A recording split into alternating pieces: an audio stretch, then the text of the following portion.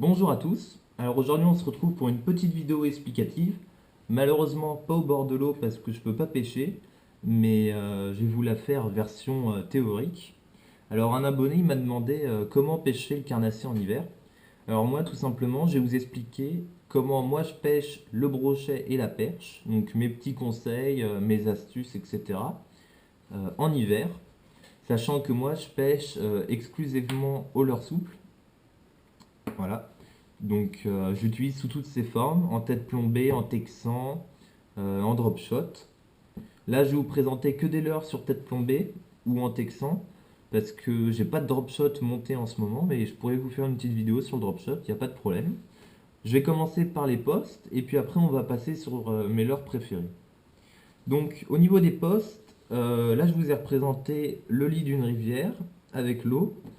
Ici, vous avez un buisson de ronces, mais ça pourrait très bien être des branches qui tombent dans l'eau, ou par exemple une souche.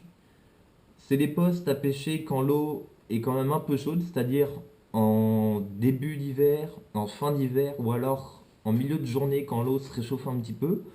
Parce que tout simplement, quand l'eau est trop froide, le poisson il va avoir tendance à descendre dans la couche d'eau et à se poster près du fond.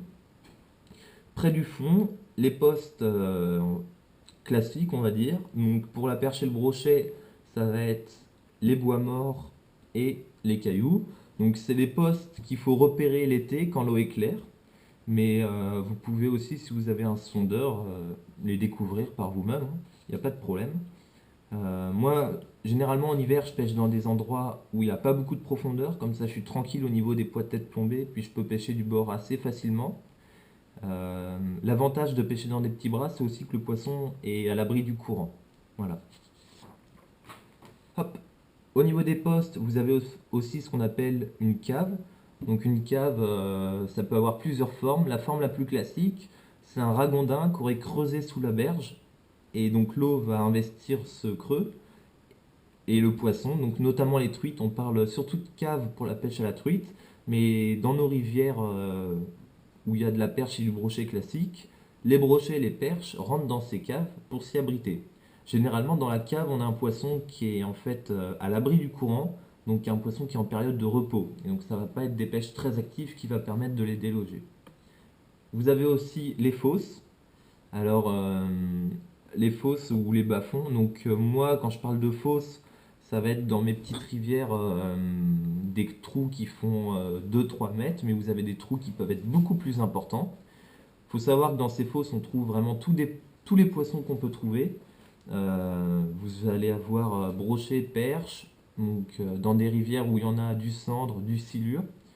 Et moi, j'ai tendance aussi à prendre pas mal de chevennes dans les fosses. Voilà, petite information comme ça.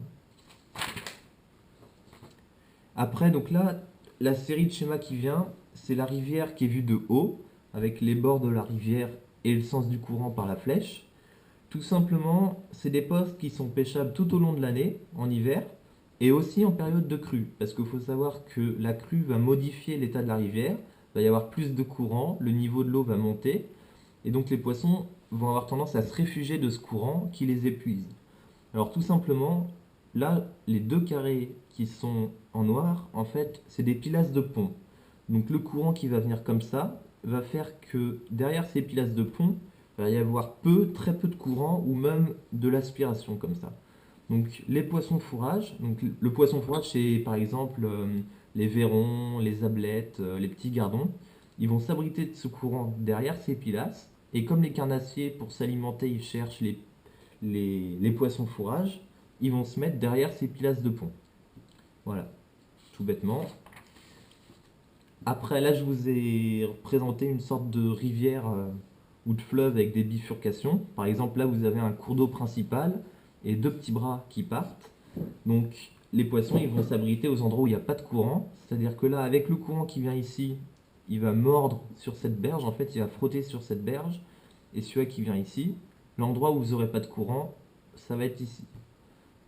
Et là, le courant qui vient comme ça, qui va venir en fait, il va rentrer dans ce bras-là, il va taper sur cette berge là, et donc l'endroit où vous aurez le moins de courant, ça va être de ce côté-là. Euh, Petit cours théorique, si vous êtes ici là, hop, je fais une croix, vous êtes ici. et que vous voulez pêcher ce coin-là, va falloir réfléchir au fait que le courant venant comme ça, votre leurre il va avoir tendance à dériver par là, et donc va falloir lancer plus vers là. Si vous êtes toujours ici et que vous lancez ici, il va falloir penser que le courant va ramener votre leurre, et donc vous allez pêcher plus rapidement, et vous risquez de moins sentir le fond. Voilà. Donc par exemple, l'idéal pour pêcher ce coin-là et ce coin-là, c'est de se positionner ici pour pêcher là, et ici pour pêcher là. Voilà, vous pouvez aussi vous mettre ici en lançant un petit peu plus par ici. Donc ça s'observe sur le terrain, vous allez vite vous en rendre compte, mais souvent quand on se met ici et qu'on pêche là, la bannière elle a tendance à se détendre plus rapidement et vous risquez de louper des touches. Voilà. Donc là, petit bras de rivière qui fait des virages. Souvent, vous allez avoir un virage qui va être un petit peu plus large que les autres. Et donc, l'extérieur de ce virage, vous voyez, vous avez le courant qui est là, comme ça. L'extérieur de ce virage va être en fait raclé par le courant. Le courant, il va venir taper contre cette berge-là et revenir. Donc, vous allez avoir un endroit pareil où vous aurez moins de courant. Voilà, donc ça, c'était pour les postes. Là, vous avez des petits schémas d'animation. Je vais d'abord vous présenter les leurs et puis on verra ce qu'il en devient des animations. Voilà. Allez, à tout de suite. Donc, on se retrouve pour la partie qui traite des leurres. Alors, tout simplement, moi, je pêche principalement au leurre souple en hiver parce que le leurre souple, c'est un petit peu moins cher que le leurre dur. Qu'en hiver, on a tendance à en perdre pas mal et donc on peut acheter plusieurs couleurs, plusieurs tailles et plusieurs poids de tête plombée pour pêcher plus efficacement et pour à peu près le même prix. Donc au niveau des leurres, moi je pêche essentiellement au shad. Le twist, ça va me servir pour pêcher en fait les gros brochets, c'est-à-dire que j'ai une gamme de gros twists, surtout des Sandra, qui me servent à pêcher en hiver le brochet au fond avec des assez grosses têtes plombées. Donc là le Sandra il est coloris blanc et rouge, c'est celui que je préfère. Tout simplement, ce Sandra, on va dire qu'il est voyant en période de crue vu qu'il est blanc, mais c'est pas un coloris qui va faire peur aux poissons et donc il va aussi vous permettre de pêcher dans des eaux claires. Voilà. Généralement, là, le Sandra, il doit faire quoi? Il fait 10 cm celui-là à peu près, avec une tête plombée de 10 grammes. Pour l'hiver, ça passe très bien. Classique, le petit Rock Vibe. Alors, le Rock Vibe, j'utilise dans sa taille 3 cm pour la perche, avec une tête plombée qui fait en général 3 grammes. Et dans sa taille, ça doit être 8 cm à peu près, avec une tête plombée qui fait entre 5 et 7 grammes pour le brochet et pour la perche. Alors, pour la perche, mes coloris préférés, c'est ces 4 petits qui sont là. Donc vous avez le pionne, vous avez, alors ça c'est ce que j'appelle le dentifrice, j'ai plus du tout le nom en tête, il est blanc pailleté bleu. Vous avez le super pink, et vous avez un Rock Vibe qui est orange et jaune pailleté vert, qui marche très très bien pour la perche. Celui-là, je vous le conseille fortement. Il faut savoir aussi que le Super Pink, contrairement à ce qu'on peut penser, c'est un leurre fluo qui, même dans les eaux claires, marche très très bien pour le brochet. Dans sa taille 8 cm, c'est vraiment une tuerie. Là, j'en ai plus en ce moment parce que ils sont tous bouffés. Il faut savoir que les Rock Vibes, souvent, quand vous tapez un bec, la queue se fait couper quoi, par les dents, mais c'est vraiment un super leurre quoi. Là, coloris tout rouge, lui, il me sert plus dans des eaux claires parce que rouge comme ça, en période de crue, ça se voit moins. Mais ça reste aussi un très bon coloris, classique, hein, le brochet, tout ce qui est rouge, il aime bien. Généralement, celui-là, je vais l'utiliser dans des ruisseaux, dans des rivières de taille moyenne, parce que dès qu'on va passer dans des rivières un petit peu plus grosses, il va falloir des leurres un petit peu plus gros pour attirer l'œil du brochet. Voilà. Donc, ça c'était pour les Rock Vibe. On va passer hop. On va passer sur du Ketek là. Donc là, tous mes Ketek ils sont montés avec des têtes plombées Sabot et Texan. C'est des têtes plombées qui sont faites par Ilex. Elles font à peu près 6 grammes, je crois. Et donc vous avez deux Easy Shiner et un Swing Impact. Alors faut savoir que le Swing Impact, je l'ai dans un autre coloris. En fait, il est gris, pailleté bleu et doré. Je ne l'ai pas mis parce que je le trouvais bu, mais ça reste aussi un très bon leurre. Donc là, vous avez que des coloris à peu près naturels, sachant qu'il y en a un qui est un petit peu plus voyant que les autres parce qu'il est pailleté. Mais voilà, pour le brochet, moi je reste sur des coloris très naturels dans des eaux claires.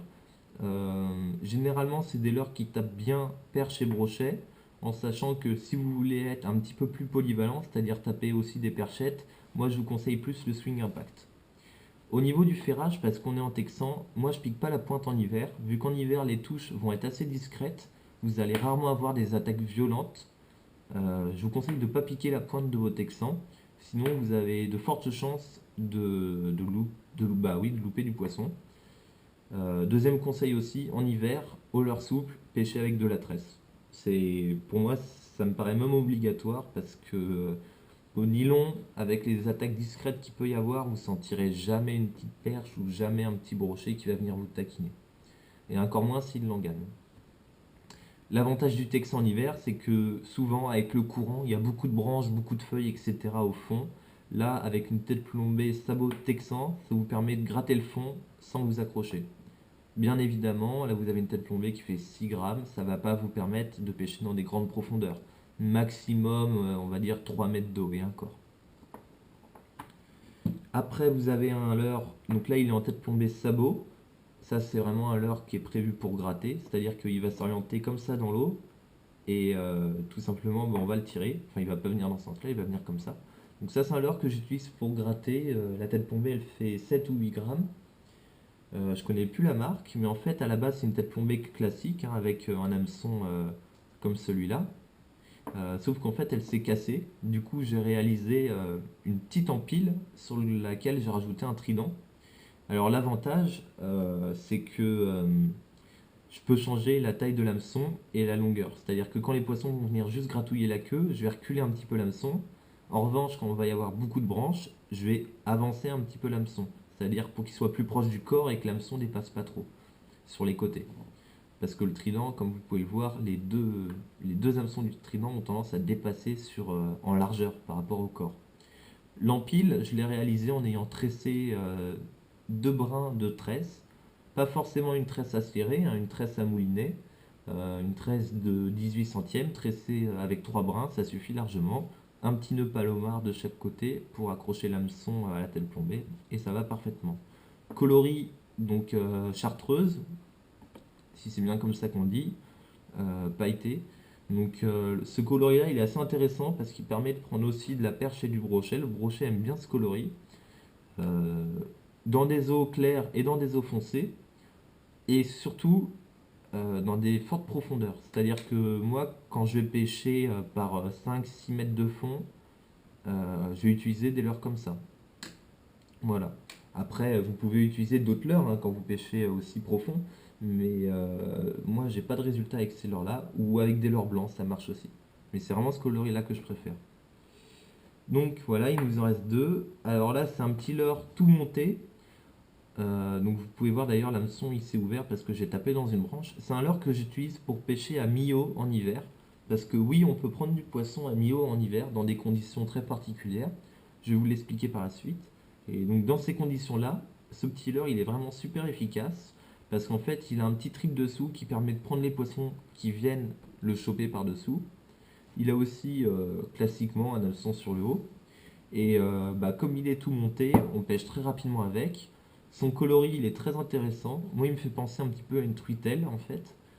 Il est le dos noir, le milieu un petit peu rouge-orange et le dessous vert. C'est un leurre qui est très voyant, avec une nage très chaotique, un peu déroutante et qui permet de prendre du poisson. C'est un leurre qui est très bien aussi pour apprendre à lancer en casting, je trouve. Et on finit, alors ça c'est le Fury Shad. Donc taille, il fait 13 cm. Alors, comme le Sandra, hein, je l'ai pris rouge-blanc.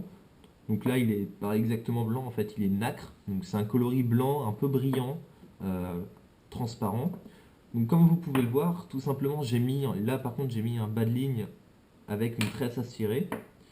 Alors, oui, c'est pas du fluorocarbone, oui, ça se voit, mais en fait, moi, je l'utilise en période de crue.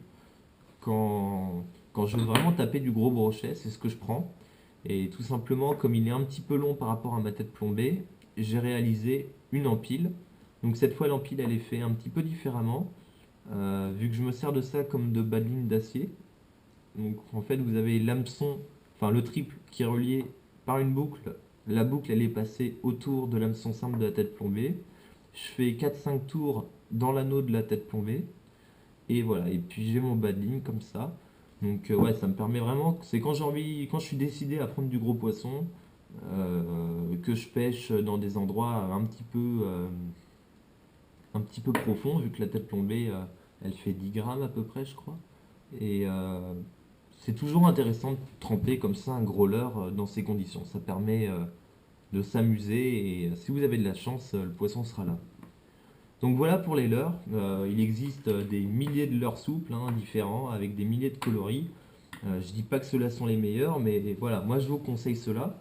Après, d'autres très bons leurres, il en existe aussi beaucoup et je pense que je pourrais vous en mettre dans la description si j'ai d'autres noms qui me reviennent.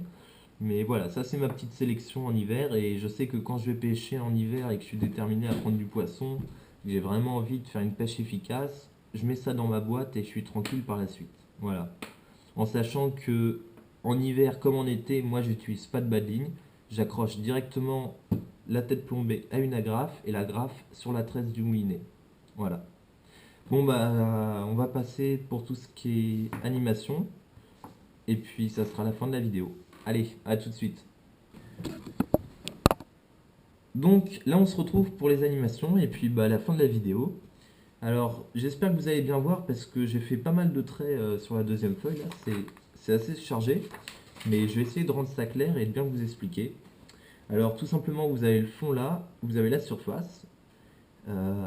Et avant de réaliser ces deux animations, ce qu'il faut faire c'est lancer votre leurre, le laisser couler au fond, tendre la bannière, c'est-à-dire la bannière c'est le fil qu'il y a entre le son de votre canne et votre leurre, donc il va falloir tendre ce fil et réaliser une des deux animations. Donc ces deux animations elles marchent pour le twist et pour le shad.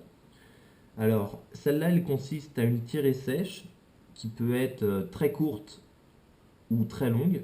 Donc par exemple une tirée, on va dire 1 mètre, donc votre leurre il va décoller d'1 mètre dans la couche d'eau et tout simplement vous n'allez pas mouliner, vous allez le laisser descendre par lui-même. Et en descendant par lui-même, il va avancer tout doucement. Donc si vous baissiez la canne, le leurre allait retomber directement. Et ça allait faire une animation très saccadée. Alors que là, il monte d'un coup et il redescend doucement. Il monte d'un coup et il redescend doucement. En fait, là, vous ne moulinez pas. Vous laissez juste le leurre descendre. Vous attendez que la bannière se détende. La bannière, là, vous allez la tendre. Vous attendez. Pomme, elle se détend. Vous tirez, vous attendez, pomme, elle se détend. Et en fait, cette animation, souvent, elle va déclencher l'attaque au moment où vous allez tirer. Ça va être une animation qui va aussi bien marcher pour la perche et pour le brochet. Vous pouvez tirer amplement ou tirer sèchement, ça c'est vous qui voyez. Généralement, moi pour le brochet, j'ai tendance à faire des tirées amples et assez longues, contrairement à la perche où je fais des tirées sèches et assez courtes. En revanche, pour les deux poissons, je laisse le leurre descendre de lui-même. Et une fois que j'arrive ici, je baisse la canne à peu près, on va dire, au niveau de l'eau. Je tends ma bannière en moulinant et je fais ma tirée. Petite variante de cette animation là, c'est celle qui est en rouge. Alors elle n'a pas grand chose de différent, c'est juste qu'en fait là vous allez tirer tout doucement. Donc en fait vous donnez un coup de poignet et votre canne qui est à l'horizontale, vous la passez à la verticale tout doucement. Et vous allez descendre la canne en moulinant tout doucement. Et vous allez faire comme ça en fait une sorte de grande ondulation. En fait c'est une animation en dents de scie, hein. Les deux animations c'est l'animation en dents de scie, c'est juste des variantes. Et donc là ça va être beaucoup plus ample. Et ça va être une animation qui vise plus les brochets ou des poissons peu actifs. Encore une fois, c'est à vous de faire varier la hauteur à laquelle vous allez faire nager le leurre. C'est-à-dire que vous pouvez le faire monter très haut dans la couche d'eau et vous pouvez aussi faire ça au ras du fond, quoi. Mais le but de cette animation, c'est d'être assez ample, assez longue, d'avoir un mouvement lent qui anime vraiment un poisson faible en fait. Dans les deux animations, je vous conseille de faire des temps de pause ni trop court ni trop long, c'est-à-dire qu'on est quand même en hiver, donc il faut pêcher assez lentement. Mais si vous laissez le leurre poser 30 secondes au fond, ça va pas non plus être efficace. Il faut quand même que vous donniez vie à votre leurre, mais pas trop. Voilà, c'est pas une pêche d'été, mais faut pas que votre leurre reste statique. C'est-à-dire que si vous prenez votre leurre et que vous le posez au fond et que vous comptez 1, 2, 3, 4, 5, 6, et ainsi de suite comme ça va pas le faire quoi. Votre leurre il s'arrête 5 secondes au fond, ça va très bien. Le but c'est d'avoir contact avec le fond à chaque fois pour sentir un petit peu la topologie, comment le fond il est fait, etc. Et en même temps que vous soyez sûr d'évoluer près du fond de manière à prendre du poisson. Voilà. Donc après j'ai trois petites animations que je vous présente là. Donc il va y avoir une animation plus pour la perche, mais qui marche aussi pour le brochet. Moi c'est ce que j'appelle gratter en fait. Alors il faut savoir que cette animation on peut la faire différemment. Mais moi quand je gratte, je fais des petits bonds au sol. Alors tout simplement, je lance, je prends contact avec le fond, et je fais un petit coup de sion, je prends contact avec le fond. Je fais un petit coup de sion, je prends contact avec le fond. Je fais un petit coup de sion, je prends contact avec le fond. À chaque fois, vous tirez un petit coup avec la canne et vous laissez, comme dans la première animation, le leurre reprendre le fond. Un coup de moulinet, vous retirez. Le leurre touche le fond, un coup de moulinet, vous retirez, etc.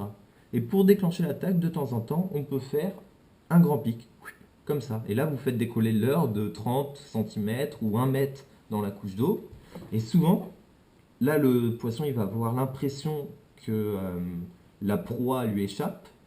Et cette sensation, en fait, va déclencher son attaque, quoi. C'est un réflexe instinctif. Donc voilà. Après, c'est à vous, pareil, de faire varier la taille des petits ponts et la taille des grands ponts. On va appeler ça des ponts. Mais voilà. C'est généralement une animation que j'utilise pour la perche parce qu'elle est plus active. Elle marche aussi pour le sandre. Il y a du sandre dans ma rivière, mais j'en ai encore jamais pris. Sûrement que je m'y prends mal ou que j'utilise pas les bons leurres, mais bon, voilà. Après, c'est une animation là qui va surtout, donc c'est les deux là, ces deux animations là, ces deux animations qui va vous permettre en fait de pêcher plutôt des petits bras de rivière, donc soit en largeur, soit en longueur. Elle consiste à lancer le leurre, à laisser le leurre descendre au fond sans mouliner, et soit vous prenez contact avec le fond, soit vous vous arrêtez un petit peu avant et vous moulinez en linéaire. Et en fait, votre leurre, il va faire ça. Donc, il va descendre. Comme vous moulinez pas et vous tirez pas, il va descendre tout droit, sachant que le fil se tend, il va descendre avec un certain angle. Il va avancer dans l'eau. Et quand vous allez remouliner, hop, il va remonter tout doucement. Et ça, c'est une animation que j'aime bien parce que souvent, je prends du poisson en fait au moment où je commence à remonter. Ça permet dans les petits ruisseaux, quand vous allez pêcher en largeur, de prendre des poissons qui peuvent être postés par exemple dans des ronces ou dans une souche sur la berge et en même temps qui sont un petit peu éloignés du bord. C'est-à-dire que, attendez, est-ce que j'ai un crayon par là, pas trop loin, hop là, ouais, génial. Il faut vous imaginer que là, en fait, vous avez la berge qui est comme ça, on va la faire plus large. Hop là, là vous avez la berge, là vous avez un obstacle, c'est du coloriage à la surface. Il peut y avoir un poisson qui est ici, il peut aussi y avoir un poisson qui est là. Et donc cette animation, elle va permettre de taper sur ces deux poissons. Et encore mieux, si vous pêchez d'une berge à l'autre, là, imaginons qu'il y a une cave par ici, et ben vous pouvez taper un poisson qui est... Hop là, excusez-moi, on a eu un petit problème technique. En fait, je suis arrivé au bout de ma première batterie de GoPro, et comme j'en ai une deuxième, je vais pouvoir vous terminer la vidéo. Donc, on a deux berges. On fait l'animation, je lance, je laisse le leurre descendre tout seul sans toucher à la canne, puis je mouline en linéaire. Donc cette animation, elle va nous permettre de taper en fait du poisson posté à plein d'endroits différents, c'est-à-dire au niveau de la berge d'en face, un obstacle à mi-profondeur ou au niveau de la surface, collé à la berge. Au milieu, enfin on va dire entre les deux berges, un poisson qui serait collé au fond. Et quand l'heure va remonter, un poisson dans une cave ou alors un poisson sur un autre obstacle, type souche ou ronce. Voilà. Donc c'est une animation qui va vous permettre de pêcher donc, des berges comme ça, d'une berge à l'autre. Par exemple, une berge qui fait 3 mètres, ça s'y prête très bien. Les très très grandes berges, va y avoir une très grande zone entre les deux. Et donc vous allez prospecter plus longtemps au fond au lieu de redécoller directement. Voilà, donc par exemple vous pouvez faire cette animation au début, faire un petit peu de dents de scie en raclant le fond, et puis recommencer de la linéaire pour remonter le long de l'autre berge. Voilà. Généralement les berges elles sont pas droites, c'est pour ça aussi que cette animation s'y prête bien. C'est-à-dire que bon, j'ai carrément bousillé mon dessin, j'ai pas le droit à faire plus de 2 prises. Euh, donc la berge elle va être généralement elle va être comme ça, voilà, et l'autre elle va être comme ça, et donc en fait l'animation va épouser la forme du fond. Voilà. Et donc si vous arrivez à la voir, la petite animation qui est en noir, en fait elle consiste à soit baisser la canne de temps en temps et à la remonter, soit à la relever et à la rebaisser quand on laisse descendre le leurre, et la même chose quand on mouline. Ça va avoir tendance à faire le leurre il va nager en ondulant, et donc ça va rendre le leurre un petit peu plus vivant. Le poisson là il paraît mort, il paraît un petit peu flottant on va dire, bien que la queue elle bouge, hein, mais il paraît moins vigoureux que le poisson qui va faire des petits bonds comme ça en descendant et en remontant. Voilà. Bon bah j'espère que cette vidéo elle était assez complète et surtout assez claire parce que c'est pas évident je trouve, de faire ça sur du papier. Dites-moi ce que vous en pensez, dites-moi si ça vous permet de comprendre un petit peu comment votre leurre travaille au fond et surtout de visualiser comment il faut faire travailler le leurre. Dans tous les cas, n'hésitez pas à laisser des critiques surtout, hein, dans les commentaires, à dire si ça vous a plu, à laisser un petit j'aime, à vous abonner si ce n'est pas déjà fait. Puis on se retrouve pour d'autres vidéos. N'hésitez pas non plus à laisser un sujet de vidéo comme ça en commentaire. Vous voyez, moi j'ai reçu le mail ce soir, j'ai fait la vidéo, puis je pense que dans 2 jours, elle sera sortie. Voilà. Allez, ciao!